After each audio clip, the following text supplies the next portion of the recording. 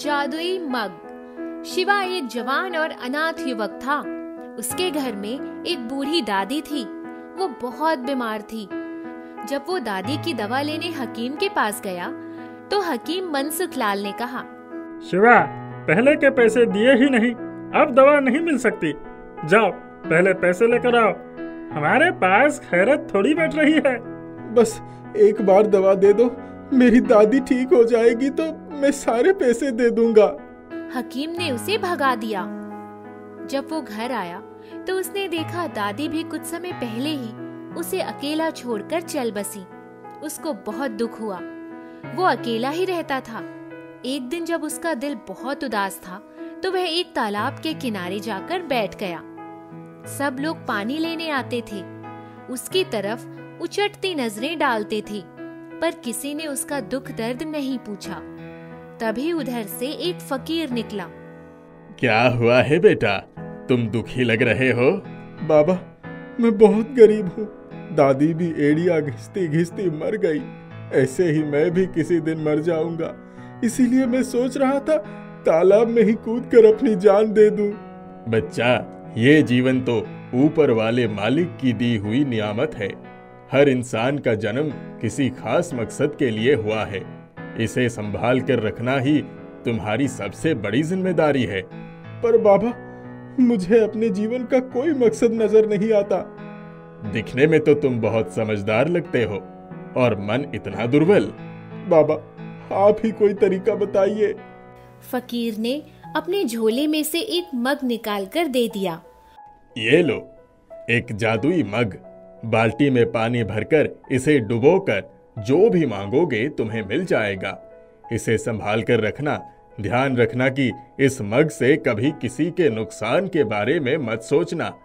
पूरे दिन में सिर्फ एक बार ही इसका उपयोग करना। ओ बाबा, मैं कैसे आपका शुक्रिया अदा करूं? चलो, मुझे थोड़ा पानी पिला दो। नहीं बाबा, चलिए, मेरा घर पास में ही है। मैं आपको अपने हाथों से बनाकर कुछ खिलाना चाहता हूँ। मैं अकेले खाकर थक गया हूँ। अच्छा, चलो। शिवा फकीर को लेकर घर आ गया। वह बहुत खुश था। उसने जल्दी से अपने हाथों से खाना बनाया और फकीर को खिलाया और खुद भी खाया। तुम बहुत अच्छे हो। आज के बाद अपना जीवन अच्छी तरह बिताना। मैं चलता हूँ। बाबा, आप फिर दर्शन दीजिएगा। मैं आपकी प्रतीक्षा करूंगा। फकीर के जाने के बाद उसने एक बाल्टी में पानी भरा और मग उसमें डुबोकर बोला, मेरा घर एक आलीशान हवेली में बदल जाए और उसमें जरूरत की सारी चीजें हो जाए। इतना कहते कहते ही उसका घर आलीशान हवेली में बदल गया। पूरी हवेली नौकर चाकरों से भर गई। अलमारी में खूब सारे पैसे आ गए। उसके शरीर पर भी शाही वस्त्र आ गए थे। बाहर कोचवान सहित एक बग्घी खड़ी थी। जरूरत का सारा सामान हवेली में था। वह बहुत खुश था। काश मेरी दादी जिंदा होती तो कितनी खुश होती। उसने मग उठाकर अलमारी में रख दिया और पैसे निकालकर बाहर आया। जरा बाजार चलना था। आइए हुजूर। वो बग्घी में बैठ गया। इतना सम्मान उसे कभी नहीं मिला था। बाजार जाकर शिवा ने बहुत सारे कपड़े और कंबल खरीद कर रख लिए। काका, किसी ऐसी जगह चलो जहां लोगों के पास कपड़े दान कर सकें।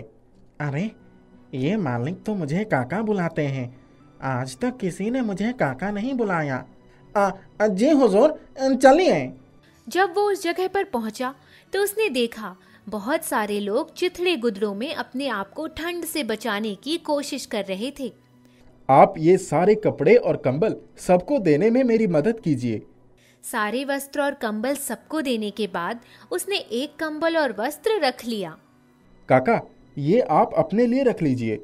ईश्वर आपको सारी खुशियां दें। चलिए, अब घर चलें। शिवा ने घर आकर सभी नौकर चाकरों को बुलाया। खाना लगाइए और सभी लोग साथ में ही खाएंगे। मैं भी आप सबके साथ ही भोजन करूंगा। सब आश्चर्य से उसका मुंह देखने लगे। फिर उसने सबके साथ भोजन किया। इतना आनंद तो उसे कभी नहीं आया था। सभी लोग बहुत खुश थे। शाम होते ही वो बाल्टी में पानी भरता और मग डुबोकर अपनी मनचाही चीज मांग लेता। दान देने के लिए रोज निकल जाता। उसका यश पूरे गांव में फैल गया। शिवा ने अपनी लकड़ी का व्यापार भी शुरू किया, जिसमें उसकी बहुत तरक्की हुई। एक दिन जब वो शाम को बाजार से आया तो उसने देखा कि हवेली के बाहर बहुत सारे लोग खड़े होकर शिवा की जय जयकार कर रहे थे। वो वहीं रुक गया। अरे आप लोग क्यों मेरी जय जयकार कर रहे हैं? बेटा, अमीर होते तो बहुतों को देखा है, पर ऐसा अमीर नहीं देखा जो अपने सेवकों के साथ जमीन पर बैठकर वहीं भोजन करे जहां सब करते हैं। धन्य हो तुम। लगता है सारे गांव में इस बात की चर्चा हो गई है। हम सब ऊपर वाले का दिया खाते हैं। सबके साथ बैठकर खाने से भोजन का आनंद भी मिलता है और आशीर्वाद भी। आप सब कहीं मत जाइएगा, मैं अभी आया। वो अंदर हवेली में आया और उसने बाल्टी में पानी लिया। फिर मग डुबोकर बोला, आज सबके लिए भोजन की व्यवस्था कर दो। देखते ही देखते बड़े से बड़े हंडों में पूरियां, सब्जियां, खीर, रायता, लड्डू हवेली के बाहर रखे हुए थे और चादरें बिछ गई थीं। आप सभी लोग बिछी हुई चादरों पर लाइन से बैठ जाइए। आज सब साथ में भोजन करेंगे। सभी लोग खाएंगे, मैं ही सबको खिलाऊंगा। अरे बेटा, तुम भी तो खाओ।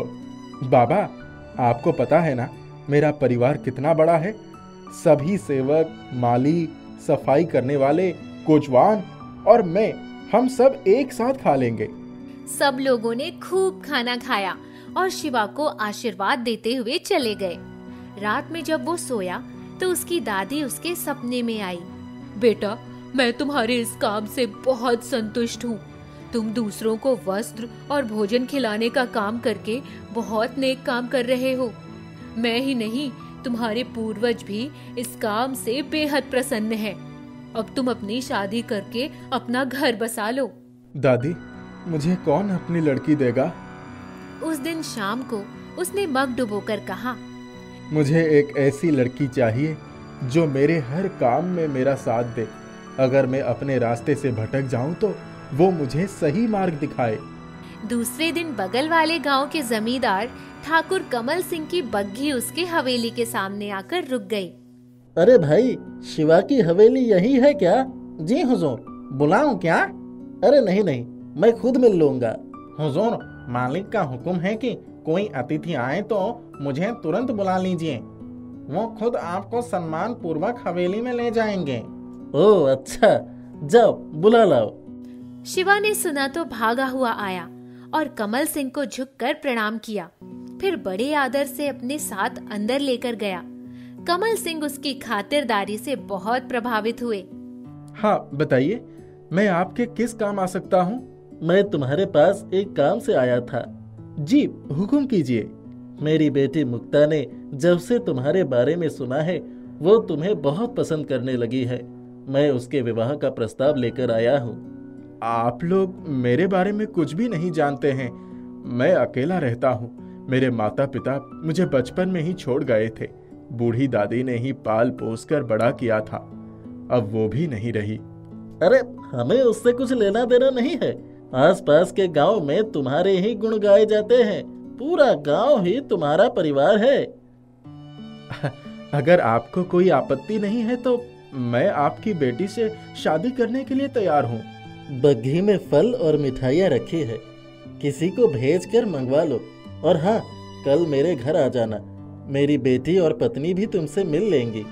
जी ठीक है। जमींदार साहब के जाने के बाद उसने रामू काका को बुलाया जो उसके खास नौकर थे। रामू काका, ये फल और मिठाइयाँ सबको बांट दो। हाँ, कल मुझे जमींदार साहब के घर जाना है। आपको भी मेरे साथ चलना होगा। मैं वहाँ जाकर क्या करूँगा? देखिए रामू काका, मेरे माता पिता तो नहीं है, शादी की बात है, आपको तो चलना ही पड़ेगा। बेटा, ऐसी बात है तो मैं जरूर जाऊंगा। दोनों जब कमल सिंह की हवेली पहुँचे तो वहाँ पहले से ही उनका इंतजार हो रहा था। आओ बेटा। शिवा ने मुक्ता को देखा तो देखता ही रह गया। वह बेहद खूबसूरत थी। उसकी सादगी पर वो मुग्ध हो गया। 1 महीने में उनका विवाह हो गया। मैं तो कभी सोच भी नहीं सकती थी कि तुम जैसा जीवन साथी मुझे मिलेगा। मैं जीवन भर तुम्हारा साथ निभाऊंगी। मुक्ता, मैं तुम्हें पाकर धन्य हो गया। उस गांव में सब लोग उसकी बहुत प्रशंसा करते थे, पर हकीम मनसुख लाल उसकी तरक्की देखकर बहुत चिढ़ता था, क्योंकि अपनी दादी के इलाज के लिए तो उसके पास फूटी कौड़ी भी नहीं थी। अचानक वो कहां से सबका मसीहा हो गया। एक दिन जब वो बाजार गया तो हकीम मनसुख लाल उसे देखते ही उसके पास आकर बोला, अरे शिवा, तुम तो हमारी घर का रास्ता ही भूल गए। ईश्वर ना करे किसी इंसान को हकीम या वैद्य का मोहताज होना पड़े। उस दिन से हकीम ने उसके पीछे अपने आदमी लगा दिए। उसे पता चल गया था कि उसके पास एक जादुई मग है। एक दिन वो उसके घर पहुंचा और बोला, मुझे लोगों के इलाज के लिए कुछ दवाएं खरीदनी थी, कुछ पैसे दे देते तो बड़ी कृपा होती। शिवा जैसे ही अलमारी की तरफ बढ़ा, हकीम ने उसको धक्का देकर मग उसकी अलमारी से निकाल लिया। अभी वो मग हाथ में लेकर हवेली से बाहर निकला ही था कि उसकी धोती फाटक में फंस गई और वह धड़ाम से नीचे गिर पड़ा। शिवा के लठैतों ने उसकी हड्डी पसली तोड़ दी। वो मग वहीं छोड़कर किसी तरह से अपनी जान बचाकर भाग निकला। फिर उसने कभी उधर का रुख नहीं किया। बहुत दिनों के बाद एक दिन फाटक पर एक फकीर के आने की खबर आई। शिवा भागता हुआ आया। बाबा, मुझे पता था कि आप जरूर आएंगे। बेटा, तुमने बहुत नाम कमाया, मैं तुमसे बहुत प्रसन्न हूँ। बाबा, आप अब वो जादुई मग को मेरे जैसे किसी जरूरतमंद को दे दीजिए। मेरे पास बहुत कुछ है और मेरा व्यापार भी ठीक ठाक ही चल रहा है। नहीं बेटा, वो जादुई मग तुम्हारे लिए ही काम कर सकता है, तुम रखो। बाबा, आप हमारे पास ही रहिए ना। हाँ, अब मैं भी बूढ़ा हो गया हूँ, मुझे भी एक ठिकाना चाहिए। सब लोग साथ मिलकर रहने लगे। जादुई मग ने शिवा की सारी मुरादें पूरी कर दी। अब उसके पास अपना परिवार जो हो गया था। एक दिन रघु और चंद्रा सामान खरीदने के लिए शहर जाने के लिए निकल रहे थे। रघु ने माँ से कहा, माँ, हम लोग जरूरी सामान खरीदने के लिए शहर जा रहे हैं, आप घर का ध्यान रखना। वहीं पर बड़े भैया के घर पर भी उनसे मिल लूंगा। घर में दादी और बेटी सुधा रह गए थे। शाम होने को थी। दादी अंदर चली गई और सुधा बाहर खेलने के लिए निकल गई। बेटी सुधा, कहीं दूर मत जाना, यहीं आसपास खेलना। ठीक है दादी, मैं आती हूँ। सुधा अकेले खेल रही थी। इतने में उसे एक औरत दिखाई पड़ी। वे औरत धीरे धीरे सुधा के पास आ गई। बेटी, तुम्हारा नाम क्या है? जी, मेरा नाम सुधा है। बड़ा ही प्यारा नाम है बेटा। तुम अकेले खेल रही हो? मेरी सहेली कंचन अभी तक आई नहीं, मैं उसका इंतजार कर रही हूँ। मैं आपको क्या कहकर बुलाऊं? बिटिया, मैं तुम्हारी चाची लगती हूँ, चाची कहो। सुधा की सहेली के बारे में सुनकर औरत सोचने लगी। चाची, क्या हुआ? नहीं नहीं, मैं सोच रही थी कि तुम्हारी सहेली भी तुम्हारे साथ होती तो कितना अच्छा होता। हाँ, पता नहीं अभी तक क्यों नहीं आई। सुधा बिटिया, नदी की सैर करोगी? नहीं नहीं चाची, दादी ने दूर जाने से मना किया है। नदी के किनारे नाव वाली चुड़ैल रहती है। मैं तुम्हारी दादी को जानती हूँ, उनको समझा दूंगी। फिर नाव वाली चुड़ैल तो जलकर मर गई है, अब किस बात का डर है? नदी किनारे मैं तुम्हें फल भी खिलाऊंगी। ठीक है चाची, मैं आपके साथ आती हूँ। सुधा उस औरत के साथ नदी किनारे पहुँच गई और उस औरत ने उसे फल खिलाए। फिर नाव में बिठाकर नदी में घुमाना शुरू कर दिया। बीच बीच में उस औरत का चेहरा लाल हो रहा था और वह मुंह फेर रही थी। चाची, तुम्हारा मुंह लाल क्यों हो जाता है? बिटिया, मेरी तबीयत ठीक नहीं है, बुखार है, इसलिए मुंह लाल हो जाता है। चाची, मेरी सहेली कंचन आ गई होगी, उसको भी यहाँ लेकर आ जाऊं? कंचन का नाम सुनकर उस औरत के चेहरे पर खुशी दौड़ने लगी। हाँ हाँ, क्यों नहीं, 1 से भले 2 और 2 से भले 3। जाओ, उसे भी लेकर आओ, किसी को बताना नहीं। क्यों चाची? हम 3 जन आराम से इस नाव में सफर कर सकते हैं। उसे जल्दी लेकर आओ, मैं नदी के बीच में तुम्हें एक बहुत बड़ा कमल भी दिखाऊंगी। ठीक है चाची, मैं कंचन को लेकर तुरंत आ जाऊंगी। उस औरत का चेहरा खिल उठा था। सुधा किनारे पर उतरी और भागते हुए कंचन को लाने के लिए चली गई। कुछ देर के बाद सुधा कंचन को लेकर आ गई और उस औरत के साथ नाव पर बैठ गई। नाव नदी में आगे बढ़ने लगी। नदी के किनारे एक पंडित जी ने उन तीनों को नाव में देख लिया। पंडित जी का माथा ठनक गया। वे समझ गए कि दाल में कुछ काला है। नाव जब कुछ आगे बढ़ी तब अचानक वह औरत एक चुड़ैल के रूप में बदल गई। चाची, आपका चेहरा कैसे बदल गया? मैं कोई चाची वाची नहीं हूँ, मैं एक चुड़ैल हूँ। आज अच्छा हुआ तुम्हारे साथ तुम्हारी सहेली भी आ गई। हमें छोड़ दो, मैं हाथ जोड़ रही हूँ। दोनों बहुत ही ज्यादा डर गई थी और ज्यादा बोल भी नहीं पा रही थी। ऐसे कैसे छोड़ दूं? तुम दोनों की वजह से ही तो अब मेरी शक्ति बढ़ेगी। दोनों बच्चियां नदी के अंदर होने के कारण भाग भी नहीं सकती थी। वे अपने आप को असहाय महसूस कर रही थी। हे भगवान, हमें बचा लो, हम ऐसी गलती कभी नहीं करेंगे। इतने में चुड़ैल ने देखा पंडित जी कुछ गांव वालों के साथ एक दूसरी नाव में बैठकर नदी में आ रहे हैं। चुड़ैल अपनी नाव तेजी से आगे बढ़ाना चाहती थी। पंडित जी ने मंत्रोच्चारण शुरू कर दिया। चुड़ैल नाव तेजी से भगाना चाहती थी, लेकिन सफल नहीं हो रही थी। उसने दोनों बच्चियों को पकड़कर नदी में गिराना चाहा, लेकिन मंत्र शक्ति के प्रभाव से उसकी शक्ति कमजोर हो गई। पंडित जी ने अपने दिव्य मंत्र का प्रयोग किया और जैसे चुड़ैल बंध सी गई। उसके हाथ पैर नहीं हिल रहे थे, वह गुस्से से लाल पीली हो रही थी।